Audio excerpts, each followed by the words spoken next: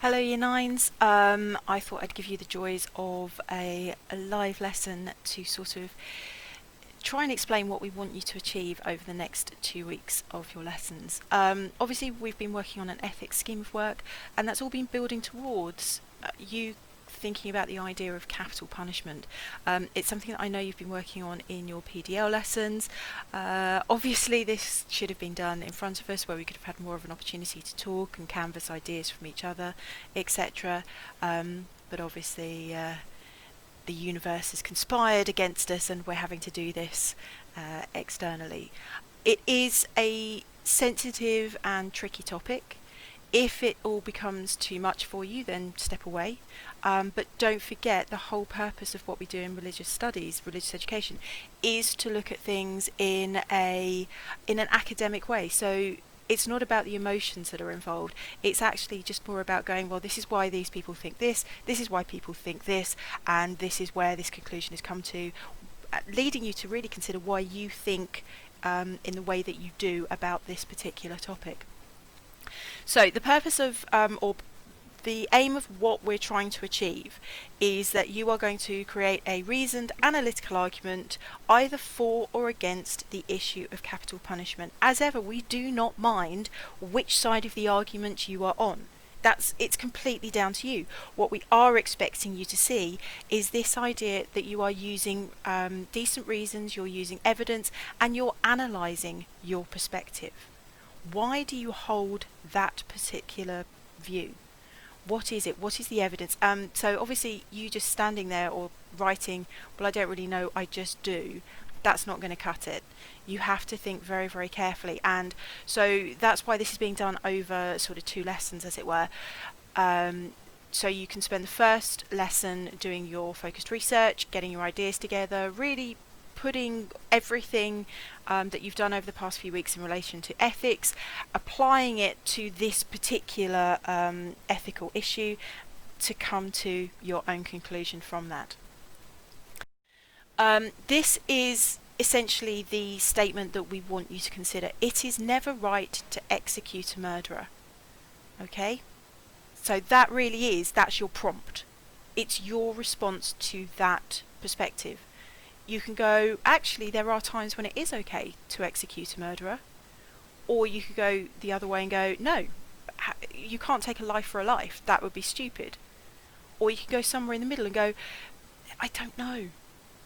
But why don't you know? Why might you say that some people would hold this perspective? Why might you say that some people hold the other perspective?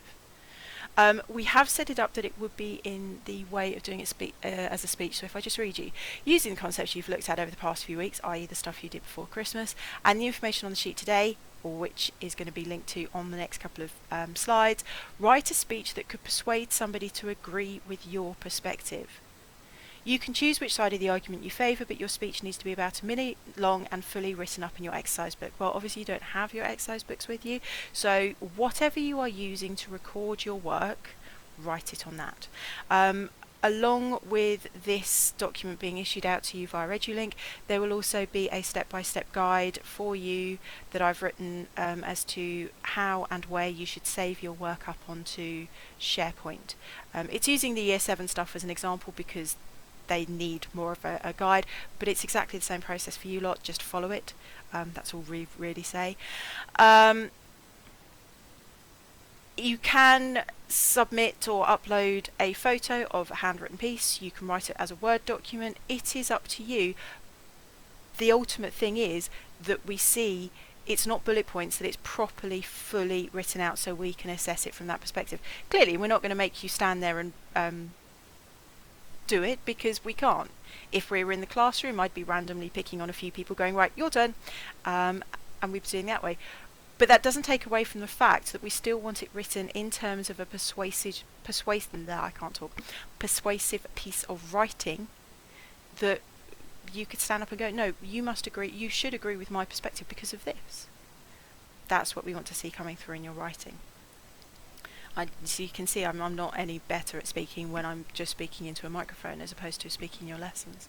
So, as I said, this is a really, really tricky topic. If you Google capital punishment, you will come up with a lot of stuff on the internet which is deeply disturbing, totally irrelevant and really not suitable.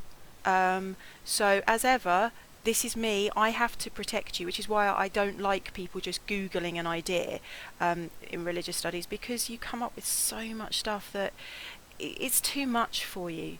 I wouldn't want my son to be looking at some of the stuff that could come up, and I certainly wouldn't want you lot to come up with it.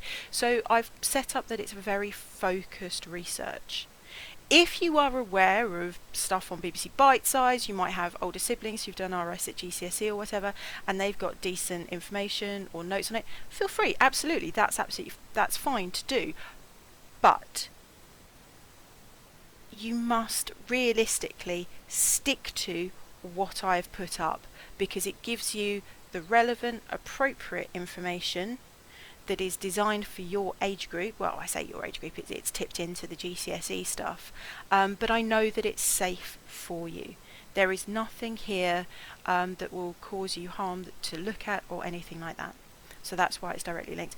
All of those links there take you through to documents on SharePoint. So it's all uploaded in a folder in SharePoint, and this is really just to provide you with general information. So you never know, this might actually work. If I click through, no, I don't want to take the risk.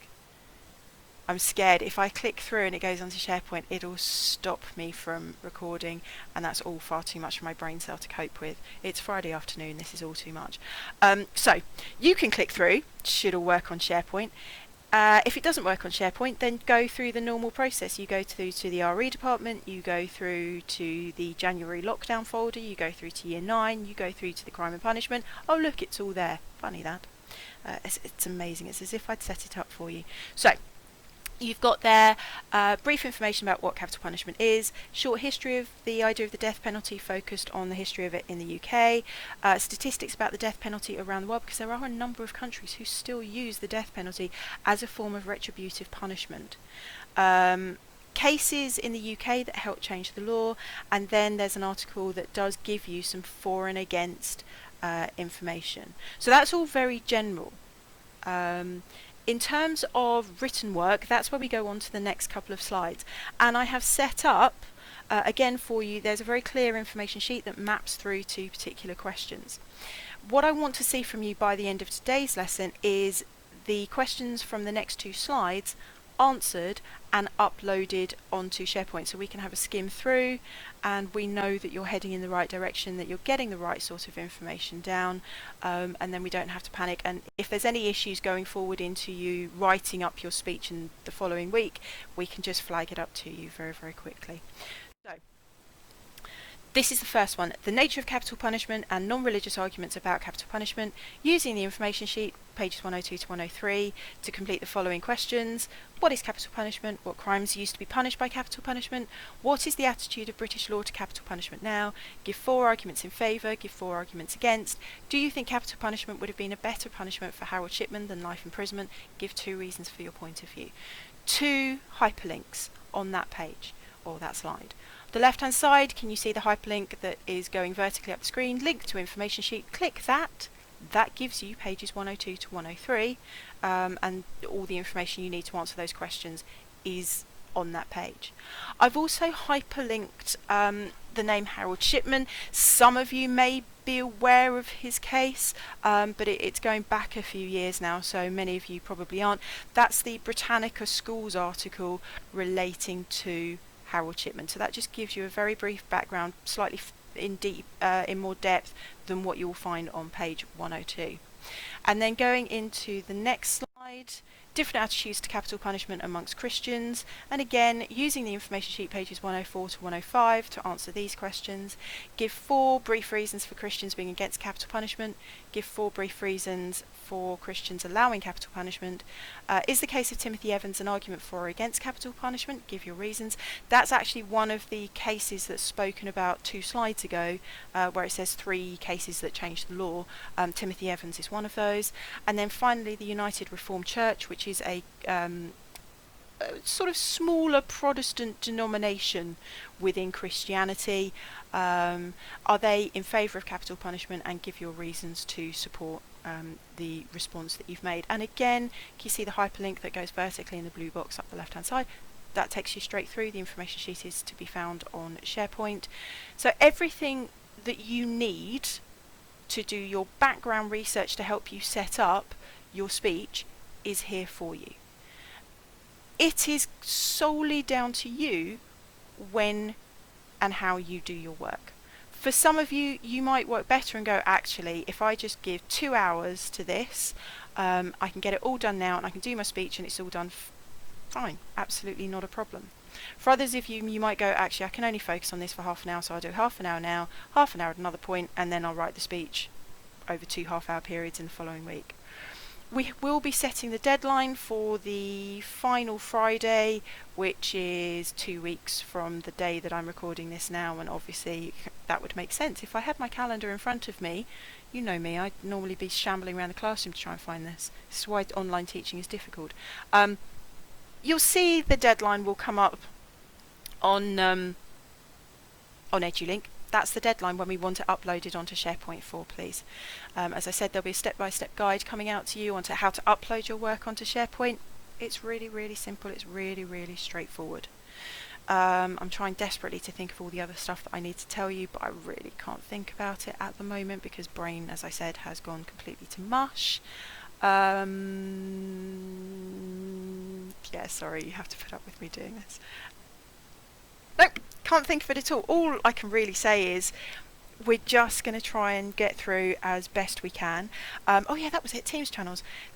Rather than doing the whole I get 30 emails from across the year group all asking the same question, what we are going to make sure of is that during your lesson, your normal timetabled lesson during the week, that your teacher will be online to answer any questions. I need to double check with obviously those of you who've got like Miss Spence, etc., just to double check that that'll all be okay, but I know Miss Reynolds and myself, children permitting, that's why I'm in school, because the 3-year-old will absolutely torture me.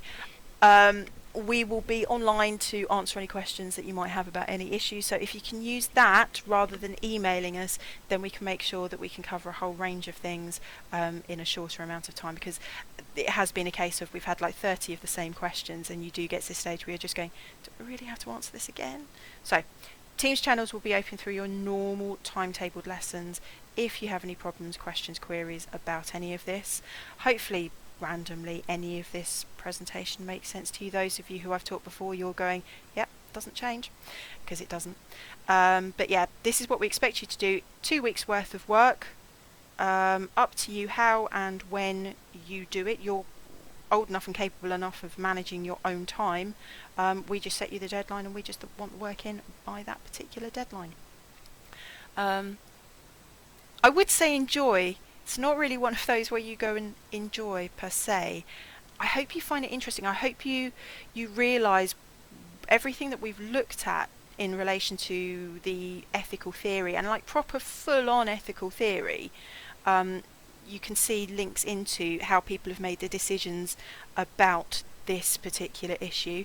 The Oak Academy resources where you did the virtue ethics lesson, they've got other lessons looking at like Kantian ethics, utilitarianism.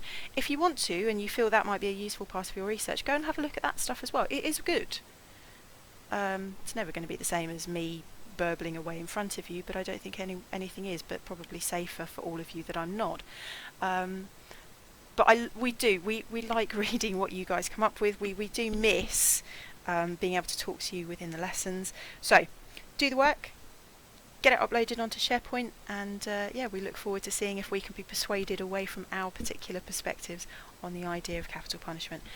Look after yourselves, and I'll be setting up another lesson for you in a couple of weeks once we've done this. And fingers crossed, we will be able to see each other very, very soon. Take care. Bye.